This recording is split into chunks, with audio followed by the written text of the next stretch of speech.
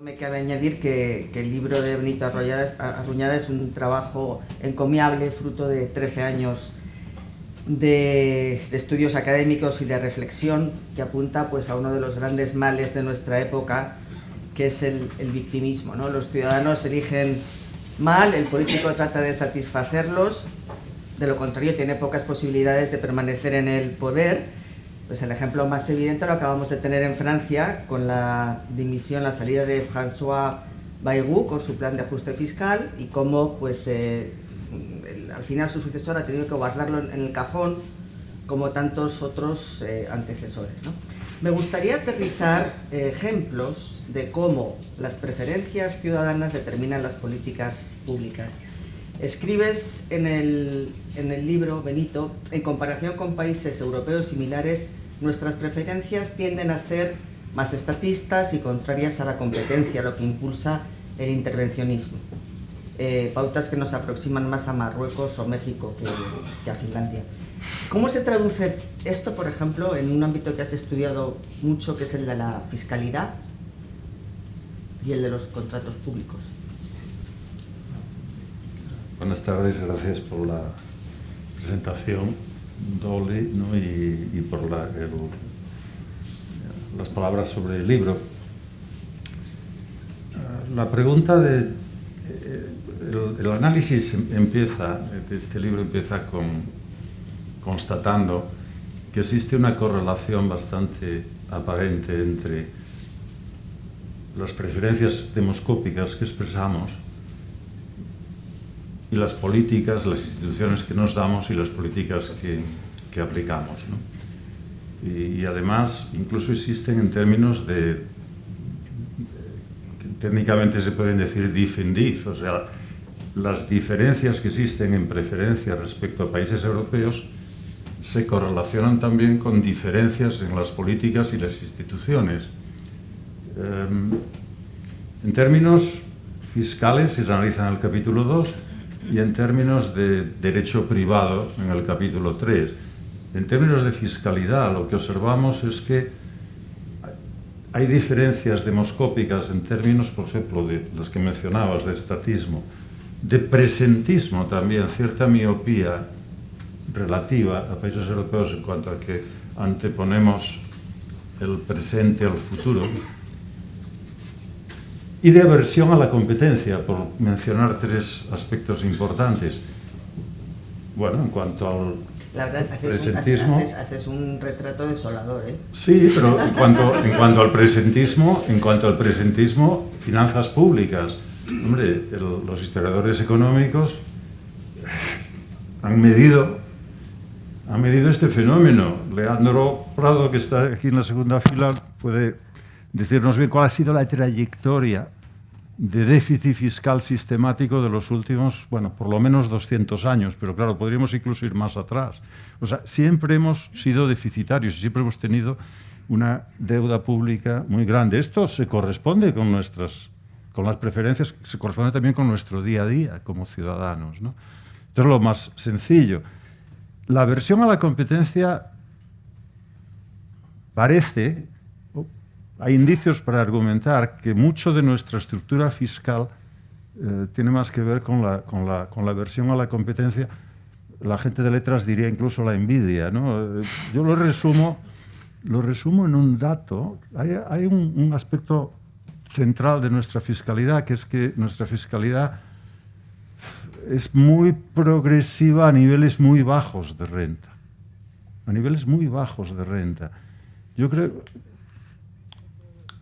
Esto es coherente con que cuando se hacen preguntas, encuestas de opinión, a muchos de los españoles, en promedio, parece preocuparnos más que le vaya bien a nuestros vecinos de escalera que no a Amancio Ortega. Quiero decir, da toda la impresión de que la preocupación del español medio está en el bienestar de sus iguales ¿no? Y entonces esta versión es coherente con la versión a la competencia. Puede explicar estas anomalías de nuestro sistema fiscal que sistemáticamente, miremos por donde miremos, no tenemos... O sea, IRPF progresivo muy bajo.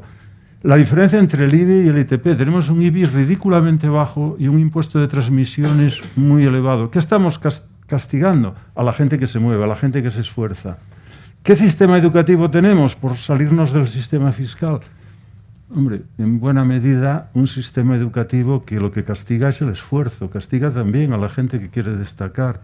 Falsa igualación. Esto, bueno, me estoy alargando, pero autonomías. Autonomías, vamos a ver, un sistema costosísimo de autonomías, por ir a otro terreno. Nos hemos gastado una fortuna en tener un sistema autónomo. ¿Para qué? Bueno, para darnos el lujo de desarrollar la identidad. Pero en cuanto queremos competir, porque en teoría, acuérdense, los que tienen cierta edad, las autonomías nos las dimos porque de esa forma íbamos a aplicar soluciones distintas. Hombre, en cuanto las autonomías empiezan a hacer cosas distintas, la gente se enfada.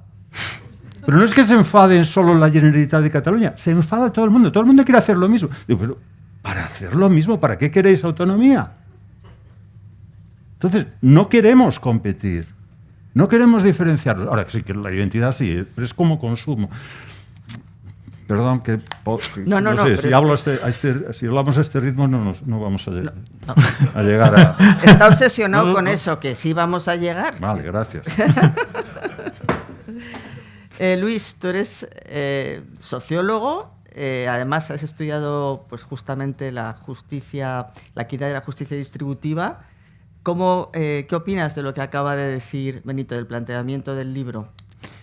Bueno, lo primero, déjame que diga una palabra sobre el libro, porque y me voy a referir a algo que de verdad hay una columna de hace unas semanas de Héctor García Barnés en El Confidencial que decía la misma gente de siempre o algo así se llamaba, y hablaba de justo lo contrario de lo que está pasando hoy aquí. O sea, hablaba de que ahora tenemos muchas quedadas de este tipo en las cuales pues siempre está la misma gente hablando de cosas muy diversas, pero que no sabe exactamente de lo que está hablando, y que echaba en falta pues esas sesiones tostón en el que alguien sabía muchísimo de un tema y entonces acababa disgregando o acababa hablando mucho. Pero eso es lo que aparece en este libro. O sea, lo que estaba mostrando Benito ahora son simplemente pinceladas de verdad la aproximación más extensa y rigurosa en un libro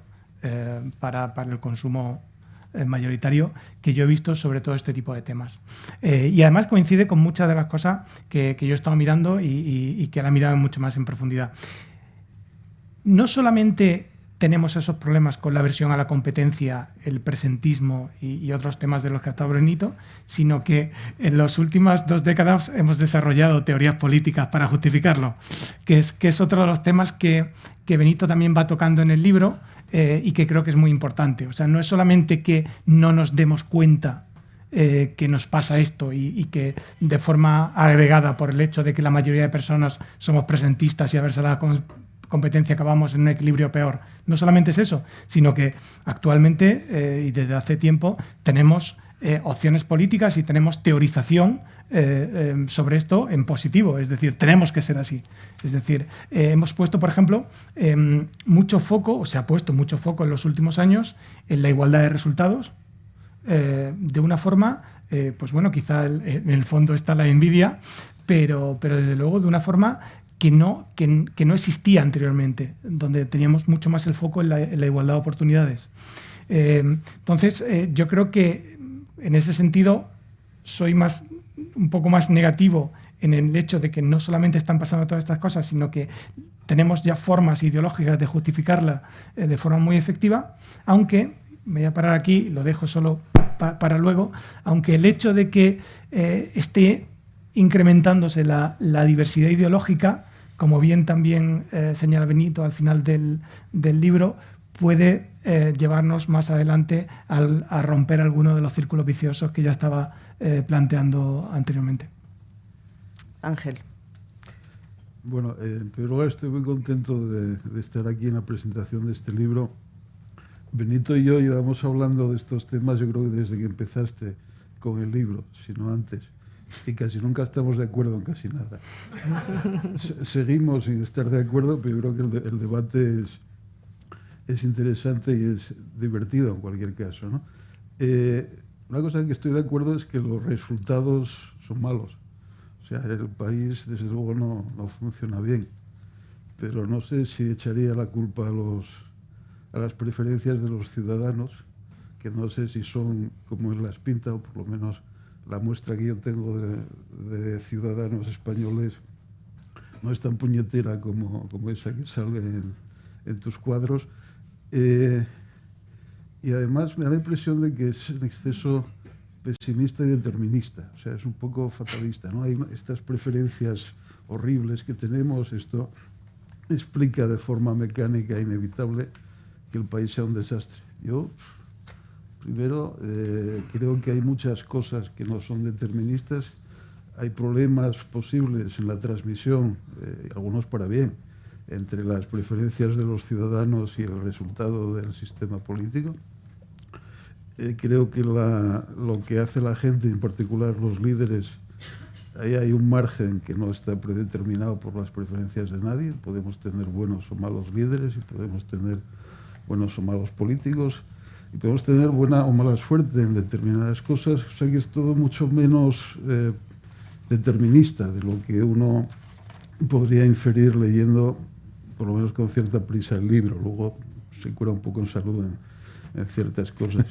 Yo cambiaría, o sea, si la pregunta de Benito la conclusión de Benito es la culpa es nuestra, yo la cambiaría por la pregunta de qué hemos hecho para merecer esto. Es verdad que, bueno, hay el hecho de que la tesis, los ciudadanos toman decisiones mal informadas, incoherentes o contradictorias, y esto implica que necesitan una élite capaz de guiar, ¿no? ¿Deben los partidos o los líderes actuar como un factor racionalizador? ¿Resucitamos el despotismo ilustrado? ¿Me lo preguntas a mí? Yo creo que claramente no. Vamos a ver, el despotismo ilustrado, tenemos varios problemas con él. O sea, tenemos la seguridad de que va a ser despótico. No hay ninguna seguridad de que sea ilustrado. Pero es que además, y aquí creo que mis diferencias con Ángel pueden ser notables y divertidas, se da la paradoja de que esto de tenemos mala suerte en la selección de líderes. Mala excusa de mal pagador. O sea, los líderes, cuando los propios votantes respecto a Europa reconocen que eligen a los líderes por afinidad y por razonamientos emocionales, con diferencias estadísticamente significativas y sistemáticas. Es tremendo eso. Entonces, y cuando digo Europa, digo los principales países europeos. No estoy hablando de Suecia, ni de Dinamarca, no, Inglaterra, Italia, Francia, Alemania. Entonces hay una diferencia notable. Elegimos peores líderes, con lo cual elegimos incluso líderes poco ilustrados. Pero es que, si me apuras, Maite, aunque estén bien ilustrados, o sea, el ejercicio mayor de despotismo ilustrado en España en las últimas décadas, pienso que podría ser los años 80. O sea, lo mejor y lo peor de los años 80. ¿No? ¿Qué ocurre en los años 80? Fundamentalmente, se hacen muchas reformas en los años 80 guiadas relativamente a lo que se hace ahora, guiadas por cierta ilustración, ¿no? Se hacen unas reformas que juzgaríamos eficientes y saludables, reforma de alquileres, reforma de liberalización de los comercios. Curiosamente, estas reformas, las buenas, que probablemente no encajaban con la mentalidad de la época, estas reformas empezaron a ser revertidas en un caso 6 años más tarde. Y el propio gobierno González de 1993, por presión catalana, dio marcha atrás, ley de arrendamientos urbanos, y marcha atrás a la liberalización comercial. Estas fueron las reformas buenas. O sea, un problema del despotismo ilustrado es que cuando acierta, incluso cuando acierta, si no va en sintonía, si viola las restricciones culturales que imponen las preferencias del electorado, acaban revertidas sin que pase nada. Y así estamos. Hemos llegado al 23 con unas leyes de vivienda que se aproximan mucho a las de 1920. ¿No? Sin embargo, ¿qué ocurre con las otras medidas también de esa época, de Felipe González? Todas las otras reformas muy sustanciales que se hacen en esa época son reformas que consideraríamos, y desde un punto de vista histórico, son reformas, y desde la deriva actual que se produce después, son reformas claramente negativas. Consejo General del Poder Judicial, el recurso de inconstitucionalidad, la reforma de la administración, la reforma de las universidades. Prácticamente no tenemos universidades hoy dignas de ese nombre. ¿Y qué más? Reforma educativa un poco más tarde. Todas estas reformas, casi sin excepción, y las excepciones podrían hablar los señores Bert y Gomendio sobre qué ocurrió con una de ellas, prácticamente todas estas reformas ni siquiera se intentó en ningún momento darles marcha atrás. Y eran reformas erróneas, ilustradas, porque era gente muy ilustrada quien las hacía, pero equivocadas. Creo que ilustra, valga la redundancia, ilustra muy bien lo que nos depara el despotismo ilustrado. Esto es muy grave, porque el despotismo ilustrado está detrás, o sea, sigue siendo el regeneracionismo, el despotismo ilustrado, sigue siendo el mantra, la intención de nuestra intelectualidad. Y bueno, es que cuando digo la culpa es nuestra, y hay varias páginas en el libro que centran la culpa, no tanto en la élite ni en la masa, sino precisamente en la élite intelectual. No, es que justo hablaba de lo del despotismo porque pones un ejemplo, hablando de educación, de cómo en Reino Unido hubo una reforma no consensuada en la época de Thatcher, muy controvertida, pero que se acabó imponiendo porque dio resultados y ahí no se discutió, ¿no? Entonces da la impresión de que a veces hace falta pues una dama de hierro. Aquí en España las reformas en esa línea fueron laminadas casi sin, tanto esa como la de Comendio como la de Pilar del Castillo, es que ni se les dio prácticamente recorrido, ¿no? Entonces el problema está eso, a lo mejor es que el déspota no es el adecuado, pero sí da la impresión de que los consensos tampoco se pueden aplicar siempre, ¿no? Pero o sea, yo creo que falta un elemento entre, voy a ponerme el gorro más de sociólogo, politólogo, un elemento entre esa élite y la masa, como decía, los ciudadanos, que es el funcionamiento de las instituciones intermedias, y ahí sí que hemos empeorado bastante. Es decir, cuando estabas hablando de esas reformas de los 80 o en otros momentos, estamos hablando de gobiernos estables y estamos hablando de organizaciones políticas con cierto peso, coherencia interna, etcétera, ¿no? Y ahí sí que creo que este debate, y lo he comentado, se lo he comentado también en privado a Benito, este debate, si lo hubiéramos tenido hace 10 años, pues podríamos estar hablando en estos términos, pero sí que hemos ido mucho peor, en el sentido de, quizás no estás, en el sentido de que la falta de estabilidad y la falta de organizaciones fuertes hace que ni siquiera sea posible poner en marcha reformas erróneas. ¿Pero eso es culpa de un cambio de preferencias? A ver, yo lo que detecto es una preferencia bastante estable en la mayor parte de la gente que conozco por un cierto sentido común y una cierta tranquilidad, ¿no? O sea, la gente en general son moderados y sin embargo lo que tenemos es un panorama político muy polarizado y tensionado hacia los extremos por gente que yo dudo que nos represente en términos generales. O sea, que esa traslación de preferencias a resultados yo no la acabo de ver en lo que tenemos. Quizás, perdón. Solo una cosa. No representan, o sea, cuando me refiero a los partidos políticos, por ejemplo, esas élites políticas no representan al conjunto de la ciudadanía. En esto estoy completamente de acuerdo.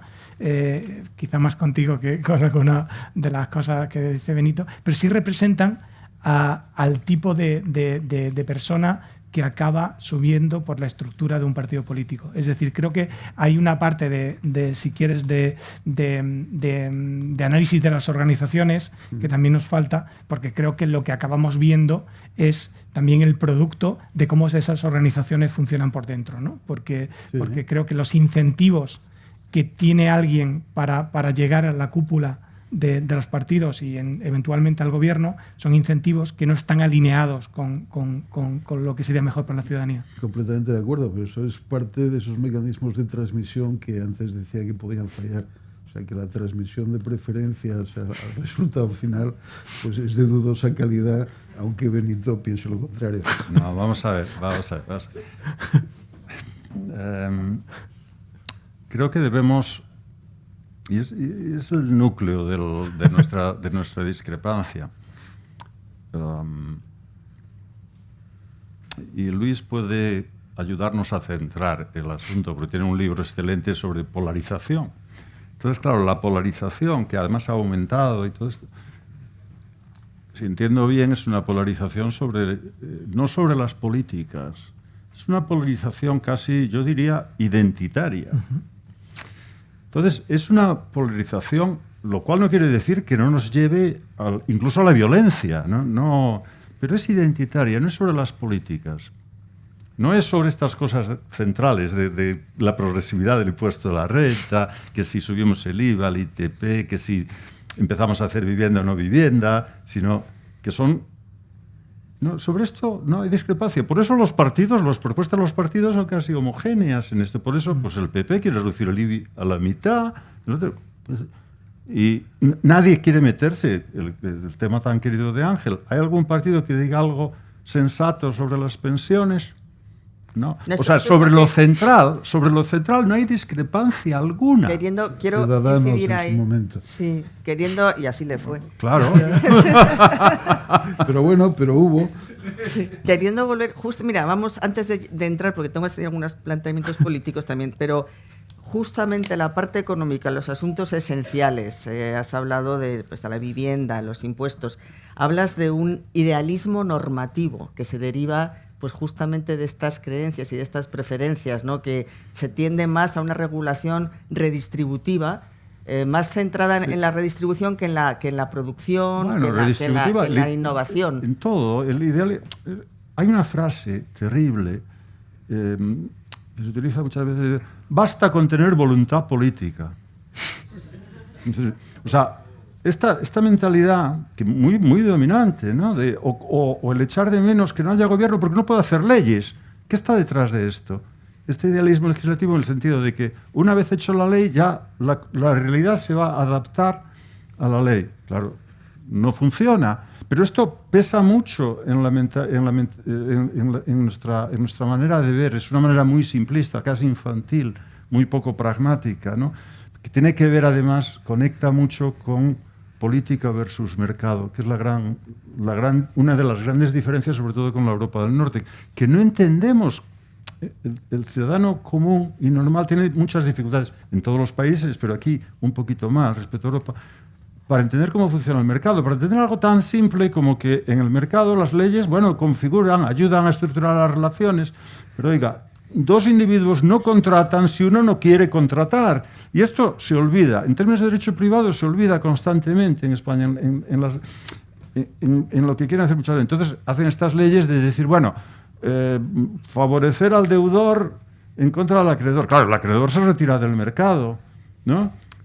¿Qué está detrás de esto? Hombre, yo creo que preferencias bastante asentadas, por un lado, de ingenuidad, de falta de capacidad de abstracción, de falta de pensar en lo que en la literatura llama steps of reasoning, de pensar en la jugada siguiente, en las reacciones subsiguientes, en los efectos sistémicos. Pero también, como decía antes, lo de la aversión a la competencia, porque en realidad esas leyes lo que están es castigando al que ha competido. Castigado al que ha invertido, por ejemplo, y que ha comprado una vivienda y la pone en alquiler. Que es el vecino de escalera que ha hecho eso. Ha ahorrado, ha comprado una vivienda. Entonces, el otro, el que no lo ha hecho, pues ya le viene bien que no... y responsabilizar también al gobierno, ¿no? Somos muy dependientes del gobierno, ¿no? Relativamente a Europa somos bastante más... La pregunta clave que debe aterrarnos es ¿de quién debe depender nuestro bienestar? Y entonces, si usted le pregunta a los suecos, con un estado del bienestar muy solvente, pues le dicen que del individuo. Le pregunta al español, dice no, del Estado. Y eso además, bueno, ahí hay una diferencia. Al margen de ideologías, ¿no? Que eso es casi muy transversal. Sí, bueno, aquí está la evolución de estas preguntas, es lo que está cambiando con la polarización. Okay. Entonces, y en esto de la polarización, yo soy optimista. Yo creo que la polarización en esto, el cambio en esto, y esto va a Thatcher, genera alguna esperanza de cambio. Si hay quien la lidere y quien la ilustre, que es lo que ocurre en Inglaterra, ¿no? Que, bueno, ¿qué tenemos en educación hoy en día? Yo me pregunto, y he estado indagando, porque las encuestas que hay sobre educación es que encima están muy mal hechas, no se sabe. Por hacernos una idea, todos los datos que hay sobre educación meten a los colegios concertados y a los privados en la misma categoría. Claro, los concertados son en realidad semipúblicos, con lo cual no vale de nada el dato. Yo quiero saber qué pasa con los privados. ¿Por privados ha aumentado o ha bajado el esfuerzo de los alumnos? El nivel de exigencia. No se sabe, no hay manera de saberlo. ¿No? Claro, es interesante porque eso nos diría, preferencias reveladas, nos diría si los padres realmente que pagan por colegios privados quieren más exigencia o menos, porque de los públicos no lo sabemos. De los públicos, como están las AMPAs, qué nombre más bueno, lo del AMPA, pero para escribirlo con H, ¿no? Las AMPAs, la Asociación de Padres de Alumnos, etcétera, ¿no? Y los profesores, claro. Entonces, de los públicos no lo sabemos, está mediado por la política, pero del mercado, de lo que son los colegios privados, sí, yo querría saberlo. Porque, claro, de eso depende el que pueda tener o no tener éxito una reforma Thatcher en educación. Lo que ocurre en Inglaterra es que, bueno, Thatcher, sí, la empieza Thatcher y la siguen unos gobiernos conservadores, hacen una reforma relativamente de mercado interno, o sea, de que la demanda organice y tire del esfuerzo, y llega después Blair, que iba a demoler esa reforma en principio, pero la mantiene, porque da muy buenos resultados. Pero entonces hay casos en los que los líderes pueden tomar acciones autónomas. En el margen, sí. Y cambiarla, Ángel, no es todo preferencia. En el margen, por supuesto. Y cuando leas el libro en profundidad, verás que hay páginas en el libro analizando precisamente, porque es muy importante ayudar a ese liderazgo en el margen. Dentro del margen que nos permite las preferencias de la gente, qué puede hacer y qué no puede hacer el político. Claro, el político aprovechar ese margen, y ahí tenemos que pensar mucho cómo aprovechar bien ese margen. Pero también te digo, pescadilla que se muerde la cola, con esa selección de líderes es muy difícil que vayamos a... O sea, tenemos más malos líderes en el fondo, es en parte porque queremos tener malos líderes, porque quizá no nos fiamos de que sean déspotas ilustrados, preferimos que sean de los nuestros, corrientes como nosotros, controlables, nuestros agentes, nuestros déspotas esclavos. Ineptos. Yo no diría ineptos, cuidado con ineptos, desde la intelectualidad. Es muy fácil llamar ineptos a los políticos. O sea, el intelectual típico, mucho de lo que hace una reforma y le da el consejo al político. Y cuando el político no la aplica, porque, claro, es que si la aplica no gana las próximas elecciones, no la aplica, dices, pues se enfada con el político. No, es un error tremendo. El intelectual tiene que ayudarle a ganar las elecciones al político y, sobre todo, tratar de mejorar las cosas para que el votante, que es quien... O sea, el accionista al final es el votante. Y eso es algo que al intelectual le cuesta mucho digerir, quizá porque en el fondo quiere ser élite alternativa. Vamos, hablo del intelectual típico, ¿no?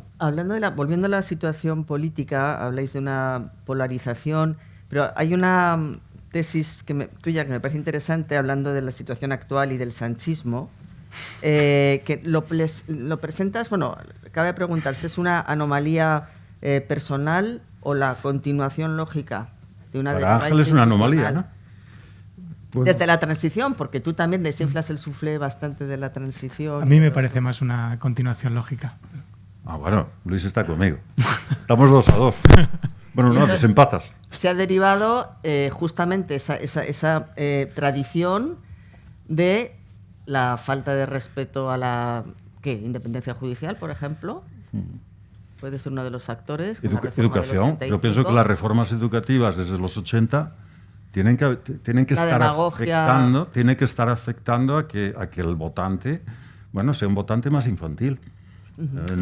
Porque es lo que vemos en clase también. Bueno, y donde yo creo que es una continuidad clara y es llevarlo al extremo, es en el hecho de la élite persiguiendo a la opinión pública.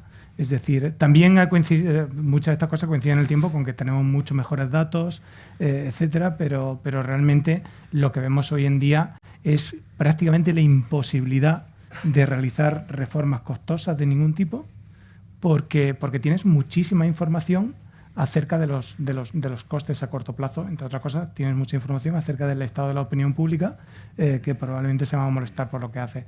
Con lo cual yo creo que esas aventuras que hablabas de los 80, aparte de por tener un sistema político más inestable como el que tenemos ahora mismo, también es porque nos hemos acostumbrado a estos asesores, estos intelectuales de los que hablabas, hoy en día, en general, sobre todo dentro de lo que son ministerios, la presidencia del gobierno y demás, pues tiran de opinión pública. Es decir, no es que la opinión pública, no es que lo que hagan los políticos coincida con la opinión pública, no es que lo están persiguiendo.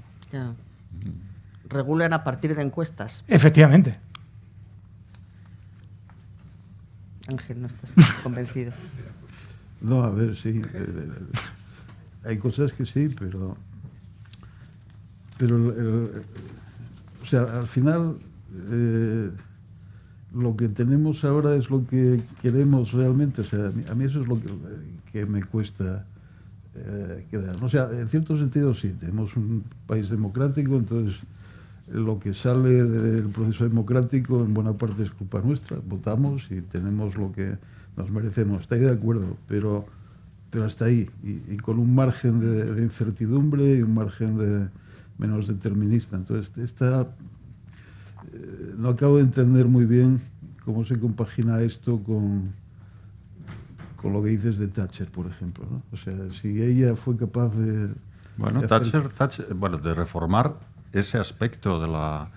Bueno, pero puede haber otros Thatcher, si tampoco comparto la evaluación de todo lo que hizo el gobierno socialista inicial. No la sanidad, por ejemplo, en el fondo.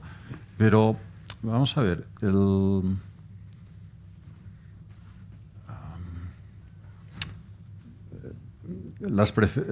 hablar de preferencias quizás sea confuso en el sentido de que tenemos objetivos y el votante tiene unos objetivos de bienestar, por ejemplo. Donde surge el problema es que los medios que es capaz de entender que le van a proporcionar esos objetivos son inadecuados. Quiere vivienda y piensa o cree que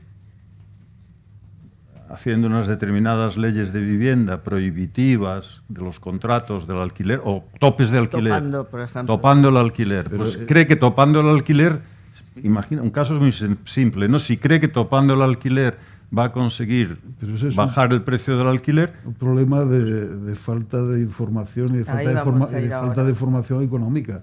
O sea, no, es más sutil. Es más sutil. O sea, tú, si es más sutil porque no es falta de educación como estamos pensando, porque la educación,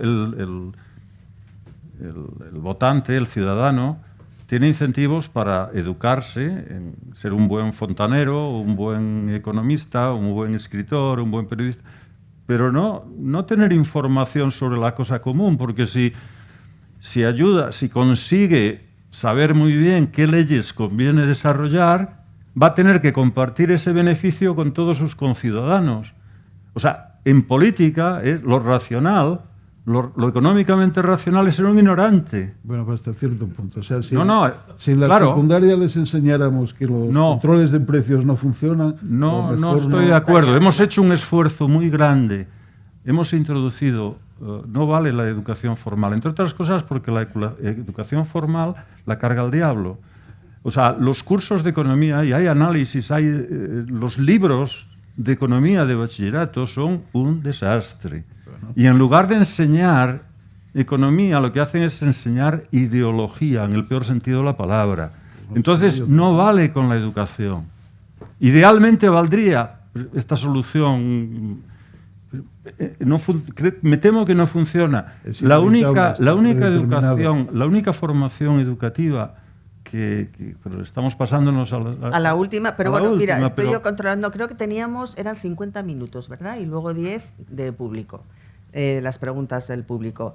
Esta sí, lo de los qué hacer, pero sí. Antes... Bueno, estamos en el qué hacer. Sí, pero claro. Vale, había un antes. Muy bien.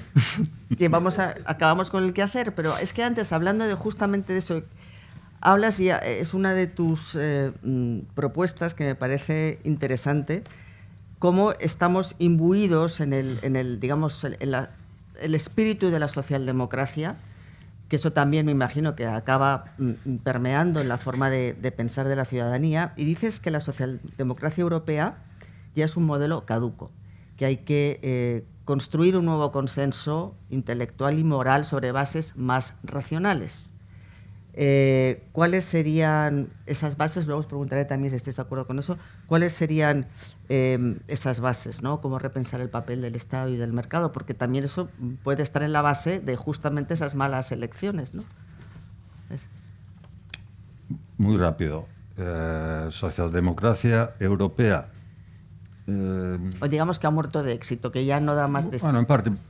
Pero estamos en España y claro, hablar de socialdemocracia europea es un poco confuso, porque lo que tenemos es una socialdemocracia mediterránea.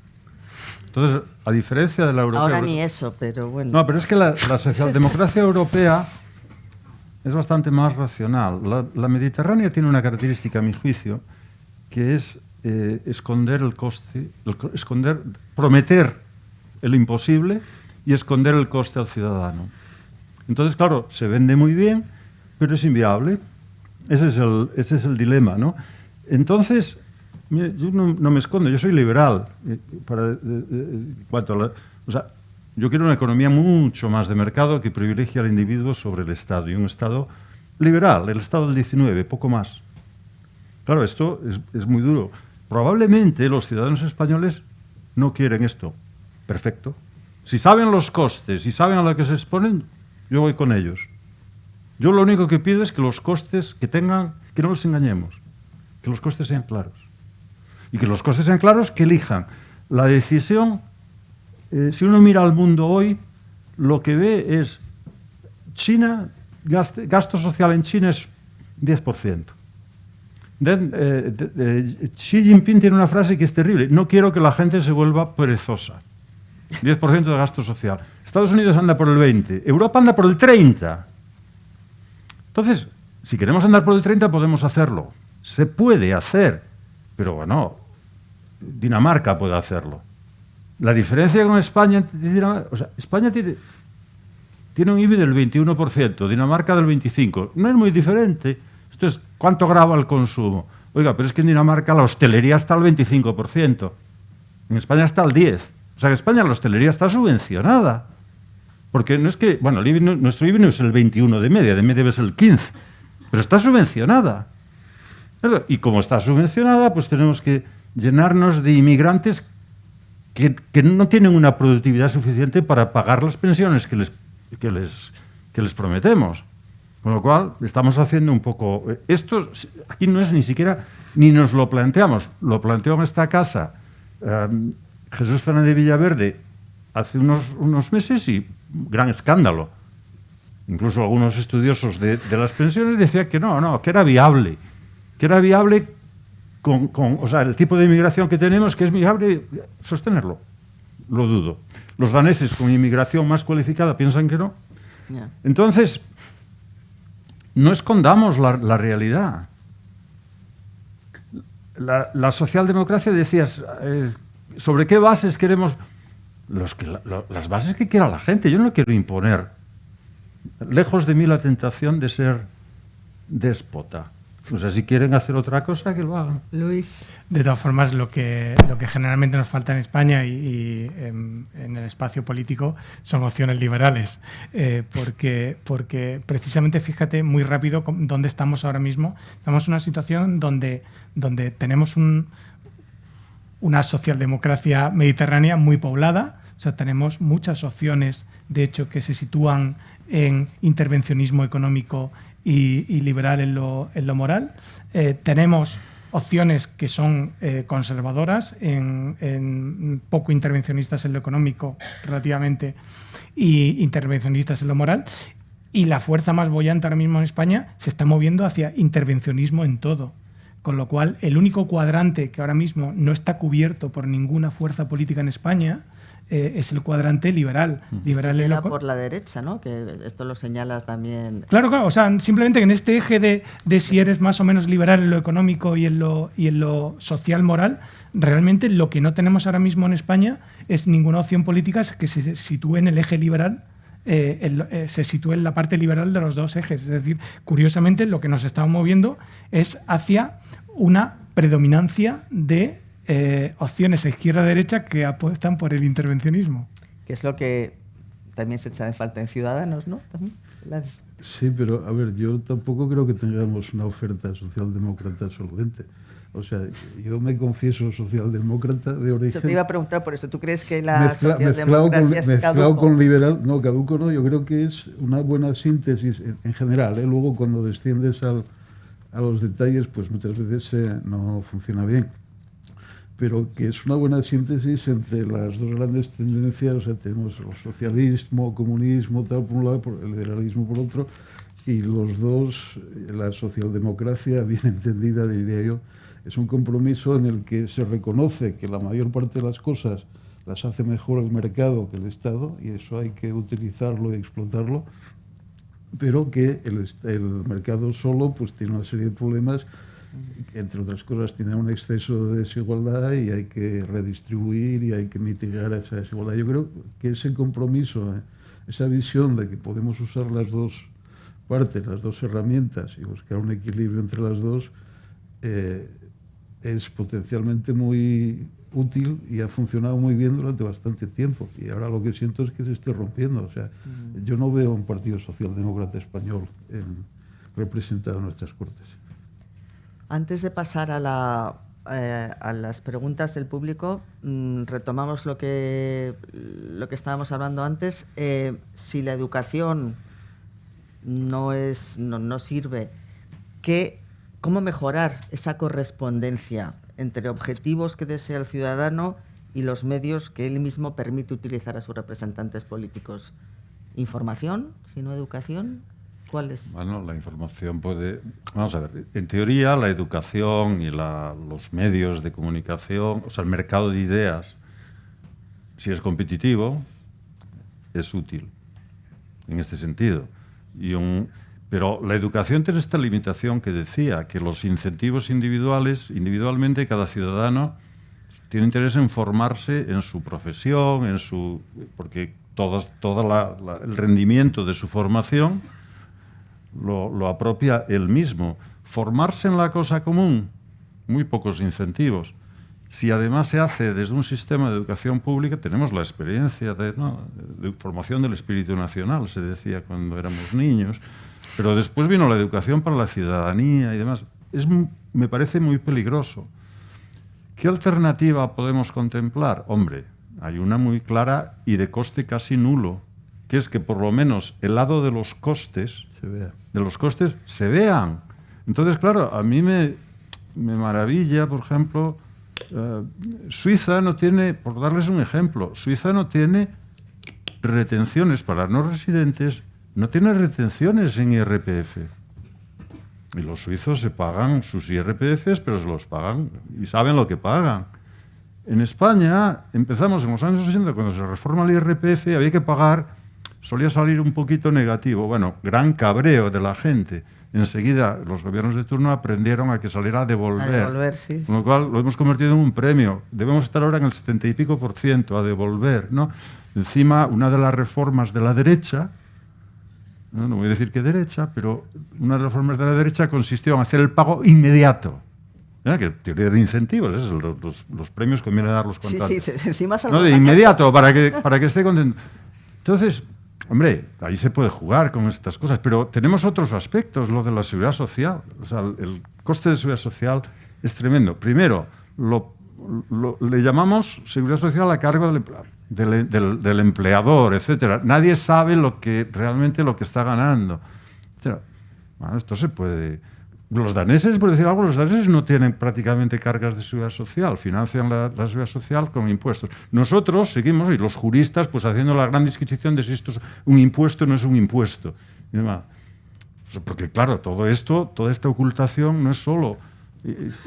preparando para hoy, hice una lista de mitos, bueno, si se la leo, tenemos como una docena de grandes mitos, grandes mentiras que nos imaginamos, bueno, la generación mejor preparada, ¿no? La discusión entre presión fiscal y fraude fiscal, una engañifa por lado y lado, la derecha hablando de presión fiscal y la izquierda hablando de fraude fiscal como solución al déficit y demás. Vamos, son dos caramelos electorales. En realidad el déficit se soluciona recortando las pensiones o los sueldos públicos. Pero claro, eso ningún partido lo dice. Esto es un buen ejemplo para el tipo de... lo que hablábamos antes, o sea, realmente no discutimos las políticas, lo central de las políticas. Discutimos mucho y violentamente, pero no de las cosas que son realmente centrales. Y de hecho has puesto el foco en la parte más individual de qué podemos hacer. Esto está mucho en el libro y creo que está muy bien, pero yo creo que necesitamos reformas de la arquitectura institucional urgentemente. Yo creo que durante mucho tiempo hemos pensado que no podíamos abrir ese melón, pero por ejemplo, un ejemplo muy claro que veo de que ni siquiera se pueden poner en marcha reformas moderadas y que cuentan con un gran apoyo ciudadano, es el tema del libro blanco, la reforma fiscal del año 2022, que tocaba 4 cosas, te puede gustar más o menos, tiene un apoyo ciudadano hacia más progresividad y demás, y ni siquiera eres capaz de articular una mayoría que saque adelante esos 4 ajustes. Pero bueno, no, es incapaz de aprobar la reforma de la ley del suelo en la que están de acuerdo todos los partidos. O sea, yo ahí sí que creo que necesitamos reformas en cómo convertimos la voluntad ciudadana en parlamentos y gobiernos. Es decir, yo creo que la arquitectura del sistema que nos dimos en el 78 o que nos dieron en el 78 se ha quedado un tanto obsoleta y yo creo que necesita, yo siempre lo digo un poco, una cosa que podemos hacer es inicio de legislatura por pedir deseos, ¿no? Es decir, vamos a dedicarle 6 meses, no vamos a escribir otra constitución, pero sí a pensar en este tipo de cosas, porque yo creo que sí que hemos llegado a un punto de disfuncionalidad que ni siquiera aquellas reformas erróneas que podían tener algún efecto, somos capaces de tenerlas ahora mismo. Hablas, por ejemplo, listas abiertas, o sea, formas de representación distintas. Cuando hablas de... Bueno, desde luego, yo creo que cuestiones más de cómo formas el gobierno. Por ejemplo, ahora mismo tenemos esta situación en la cual hemos tenido muchos problemas para formar gobiernos, tenemos muchos problemas para tener presupuestos, eso no tiene ningún tipo de consecuencia, es decir, creo que en eso estamos fallando, es decir, después de esta legislatura, si somos capaces de tener una legislatura entera sin ningún presupuesto y sin prácticamente actividad legislativa, o sea, yo creo que la reflexión que a mí me sugiere de ahí puede tener que ver también con élites, con ciudadanos y demás, pero también yo soy muy institucionalista con reforma institucional, o sea, vamos a pensar una forma de que esto no pase. Es decir, aunque sea con cosas que no consideráramos deseables, como premios a la mayoría o cosas por el estilo, pero de luego, si seguimos muchos años más, como llevamos desde el año 2015, que es con recurrentemente no tener presupuestos y recurrentemente tener problemas muy grandes para formar gobiernos o para formar coaliciones que puedan sacar cualquier reforma, yo creo que mucho de lo que estamos hablando ahora mismo ha empeorado de una forma muy sustancial desde el año 2015. Del año 2015 a todo lo que estamos hablando se suma que ni siquiera somos capaces de articular una actividad política legislativa normal, aunque sea errónea, aunque sea malísima. Atomización política, ¿no? Bueno, pues por eso mismo yo creo que aparte de todas las cuestiones estas más de fondo, de educación, de información, de transparencia, que creo que ha llegado el punto, después de 50 años, que necesitamos reformas institucionales porque ya no nos sirve. Sí. Una última palabra tuya antes de pasar a Hombre, vamos a ver, Luis pone el dedo en la llaga lo que ocurre es que es ambiguo lo que dices, porque uno puede pensar, con todo lo que ha pasado, con todo lo que ha sucedido, el país debería estar en la calle, debería haber habido vuelcos electorales que no se han producido y no parece que se vayan a producir. Con lo cual, ese dato soporta más bien que a la gente, ¿no? Es decir, que esta idea de modificando la arquitectura institucional, pero aquí hay que distinguir entre lo que hablas de instituciones son mecanismos de transferencia de las preferencias en políticas. Eso es. Modificando esto, el hecho de que se haya deteriorado y de que no ha pasado nada, mi interpretación de ese dato parece soportar mi argumento. El caso que mencionas de la experiencia de la reforma fiscal, mi interpretación es decir, bueno, sí, se reúne, por supuesto, ¿no? Y lo del IBI y el ITP, yo he trabajado bastante en ese sector, y el IBI y el ITP, yo he hablado con políticos de todos los ámbitos. Ninguno quiere ni tener una conversación sobre el asunto. Y ya vemos la propuesta del otro día, y a raíz de la cosa de basuras, quieren ir en la dirección contraria. Lo que hay que hacer en España es subir el IBI y bajar el ITP, y más en la situación actual que tenemos. O sea, en Madrid hay un 6 y pico % de viviendas vacías, en Barcelona el 9%. Las viviendas en Barcelona se venden los pisos cada 46 años, una tasa de rotación bajísima. En Estados Unidos cambian de casa cada 7 años, de media.